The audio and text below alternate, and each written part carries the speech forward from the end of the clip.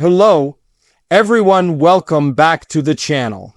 Today, we're diving into a major geopolitical shakeup that has sent shockwaves across Northern Europe, the Baltic Sea region, and even inside NATO command rooms.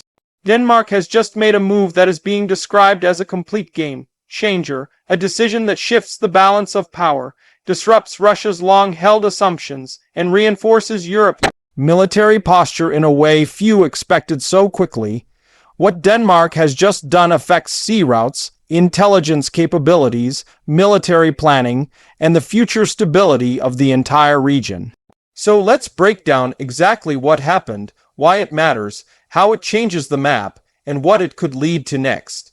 For years, the Baltic Sea has been a tense and heavily monitored zone.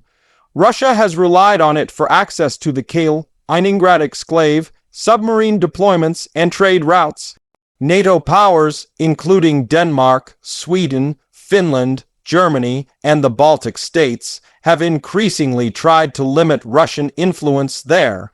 But everything accelerated after Sweden and Finland joined NATO, turning what was once a contested sea into something close to a NATO-controlled area. Denmark's new decision pushes this trend dramatically forward and has triggered frustration and anger in Moscow. Denmark holds a uniquely strategic position. It sits at the gateway between the North Sea and the Baltic Sea, controlling the Danish Straits. These narrow waterways are the only maritime path for Russia's Baltic fleet to reach the open ocean. For centuries, whoever controls these straits controls the flow of military, commercial, and intelligence traffic between Russia and the rest of the world. By taking its latest action, Denmark has essentially tightened its grip over this route, sending a message to Russia that the Baltic Sea is no longer accessible without oversight. The core of Denmark's move revolves around strengthening surveillance networks, enhancing maritime restrictions, and reinforcing NATO's integrated command systems in the region. It is not just a symbolic step, but a physical, operational change. Denmark has begun installing new monitoring systems capable of tracking submarine activity, missile launches, and maritime movements with far greater precision. These systems link directly with NATO's data-sharing platforms, meaning more nations now have real-time visibility over Russian operations. For Moscow, this is a direct challenge to secrecy and maneuverability. Part of the plan includes Denmark approving new military overflights, expanded naval patrols, and upgraded radars across key islands such as Bornholm. These installations can detect aircraft and missile trajectories from deep inside Western Russia. This dramatically reduces the time NATO needs to respond to threats. Russia used to be able to move assets quietly in the Baltic Sea. Now, silence has become nearly impossible. Another major component of Denmark's change involves enhancing cooperation with Finland and Sweden, now that both are NATO members. These three countries have created a strong, triangular surveillance network covering the entire Baltic basin. Denmark's latest step strengthens this triangle, pushing NATO's detection capability beyond what Russia has faced before. The Baltic Sea is increasingly becoming a transparent zone for NATO watchers. In military terms, transparency means advantage. Denmark also announced that it will open new naval infrastructure to support Allied vessels, including U.S., British, and German ships. This allows NATO fleets to operate more frequently and stay longer in northern waters. Russia has criticized this as a militarization of the region, but Denmark argues it is simply ensuring stability in the face of rising threats. This shift is particularly important because Russia's Baltic fleet, headquartered in Kaliningrad, has been a strategic headache for Europe. The fleet includes submarines, missile boats, anti-air systems, and electronic warfare platforms meant to threaten nearby NATO states. However, with Denmark building up its surveillance and tightening control over the entrance to the Baltic Sea, the Baltic fleet's freedom of movement shrinks dramatically. It becomes boxed in, monitored, and predictable. Denmark's decision includes cybersecurity components as well. After discovering vulnerabilities in undersea cables and gas pipelines, Denmark has partnered with Baltic nations to strengthen protection of critical underwater infrastructure. Russia has been accused multiple times of mapping these pipelines and communication cables in preparation for potential sabotage. With Denmark's new measures, NATO now has better tools to detect suspicious underwater drones or vessels. This limits Russia's ability to interfere with energy supplies or communication lines. Another major aspect is Denmark's commitment to increase defense spending and modernize its military. This includes purchasing advanced drones, upgrading naval vessels, and integrating new missile defense systems. These capabilities bring more pressure on Russia's western flank. The timing is critical because Europe is currently trying to reduce its reliance on external powers and boost its own capabilities. Denmark's steps accelerate that trend. The reaction from Russia has been immediate and angry. Kremlin spokespersons have accused Denmark of provoking instability and acting as a U.S. proxy. Russian analysts have warned that Denmark's move could lead to new military deployments in Kaliningrad, including missile systems pointed at NATO states. But even such deployments would not change the core reality that Russia is increasingly surrounded by NATO-controlled airspace, sea routes, and surveillance networks. It is important to understand why Denmark's decision is so impactful. This is not a massive country with a huge military. Instead, its power comes from geography and alliances. Sitting at the mouth of the Baltic Sea gives Denmark leverage far beyond its size. In ancient history, controlling straits meant controlling trade. Today, controlling straits means controlling military power. That is exactly what Denmark has leaned into. By strengthening its hold over the Danish Straits, it has made it harder for hostile forces to move freely. What Denmark has really done is make the Baltic Sea more predictable for NATO and less flexible for Russia. Predictability reduces risk for NATO and increases risk for Moscow. Whenever Russia moves a submarine, launches a patrol, or shifts equipment, NATO will know immediately. This reduces Russia's ability to surprise or intimidate neighboring states. It also makes it harder for Russia to escalate conflicts without early detection. Another important point is Denmark's deeper intelligence, sharing coordination with the United States. American surveillance assets now have better access to Danish observation posts, creating a more detailed picture of Russian operations. NATO leaders have praised Denmark for stepping up in such a critical moment. This collaboration gives the alliance greater strategic reach and speeds up early warning systems. But the implications go even further. Energy security is a huge issue in the Baltic Sea. Denmark's move strengthens protection of the Baltic Pipe, offshore wind farms, and future energy corridors. Europe increasingly relies on renewable energy from the Baltic and North Sea regions. Protecting these systems is essential for Europe's economic stability. Denmark is taking the lead in ensuring that no foreign power can threaten these lifelines.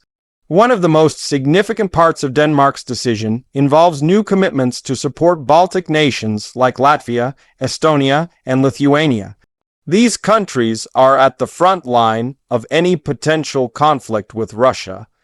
Denmark's reinforcement of NATO's Eastern Posture signals that these nations will not be left isolated. This reassures allies while deterring adversaries. Deterrence works best when everyone knows the cost of aggression will be high and the response will be united. Denmark's strategic shift also affects shipping routes. Russia relies on the Baltic Sea to export oil, chemicals, and other goods. Increased Danish surveillance makes it harder for Russia to hide military transports within commercial shipments. This reduces Moscow's ability to disguise movements or bypass sanctions.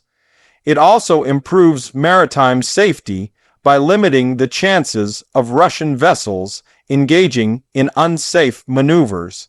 Another interesting angle is the psychological impact. Russia has long relied on the perception that it controls intimidation in the Baltic region. Denmark's move flips this perception. Russia now appears on the defensive, struggling to maintain influence as NATO tightens its grip. Perception in geopolitics is often as important as reality. When a nation appears weaker or constrained, its adversaries may feel emboldened. Denmark's step contributes to a broader narrative that Russia's reach in Europe is shrinking. Beyond military implications, Denmark's decision influences diplomacy. Countries like Poland, Lithuania, and Sweden have been pushing NATO to adopt a more assertive northern strategy. Denmark's move aligns with this vision, creating momentum for more coordinated regional defense policies. Diplomats across Europe see this as a sign that smaller nations can still shape major outcomes when they act decisively. The decision also strengthens European unity. In times of uncertainty, bold steps can inspire allies. Denmark's action is being described as a signal that Europe is ready to take more responsibility for its own defense. This helps counter criticism that Europe relies too heavily on the United States. By taking initiative, Denmark elevates its standing within NATO and the European Union. However, this change also increases the stakes. Russia may respond with new military exercises, cyber operations, or attempts to test NATO's limits.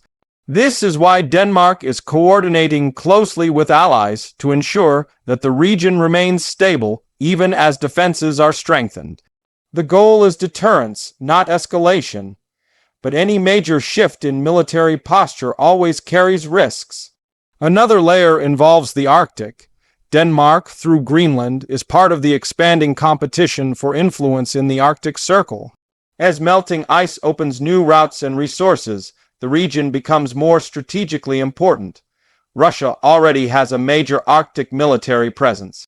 Denmark's strengthening of the Baltic Sea corridor complements NATO's broader strategy to monitor northern routes.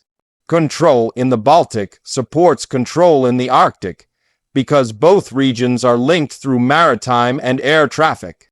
Denmark's move also has economic implications. By securing sea lanes and energy infrastructure, Denmark creates a more stable environment for trade and investment. Businesses prefer predictable and secure regions. This decision reassures investors in shipping, logistics, energy, and technology sectors. Stability attracts growth while instability drives capital away. Denmark understands this and is using its position to promote long-term economic resilience. There is also a domestic political dimension. Danish leaders have faced debates over defense spending, military readiness, and cooperation with NATO. By taking this strong stance, the government signals to voters that it is serious about national security and regional stability. This strengthens political support at home, especially as European security concerns rise. Meanwhile, NATO military planners now have to adjust strategies to incorporate Denmark's expanded capabilities. War games, operational maps, and response plans must all be updated. This takes time, but it ultimately strengthens NATO's posture. Denmark's move becomes a foundation for new defense doctrines in the region. Some analysts argue that Russia may respond by focusing more heavily on Kaliningrad, increasing missile deployments or naval patrols. But such attempts would be closely monitored, and Denmark's new systems would detect changes quickly. Russia may also attempt to use hybrid tactics, such as disinformation campaigns. Denmark and its allies are preparing for this as well, with new cybersecurity initiatives designed to counter propaganda and digital threats. Ultimately, Denmark's decision reshapes the Baltic Sea in multiple dimensions: military, strategic, economic, diplomatic, and technological. It sends a clear message that the era of Russian freedom of movement in the Baltic is ending. NATO now has greater control, better intelligence, and stronger defensive posture. Denmark may be a small country in terms of size, but its influence at this moment is enormous because of geography and timing. The long-term consequences are significant. The Baltic Sea is becoming one of the most fortified and monitored bodies of water in the world. Russia's ability to project power from Kaliningrad is weakening. NATO's northern flank is strengthening. Smaller states like Estonia and Lithuania feel more secure. Energy and communication infrastructure is better protected. Shipping lanes are safer. The entire balance of power shifts in Europe's favor. Denmark's move does not end the tensions in the region, but it does redefine them. Russia must now operate knowing it is watched at every moment. NATO no longer fears sudden surprises, and European nations have a stronger foundation for unity and collective defense.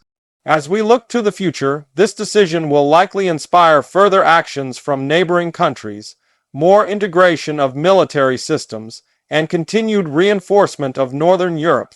Defenses. Denmark has set a new standard for strategic responsibility. The ripple effects will continue for years.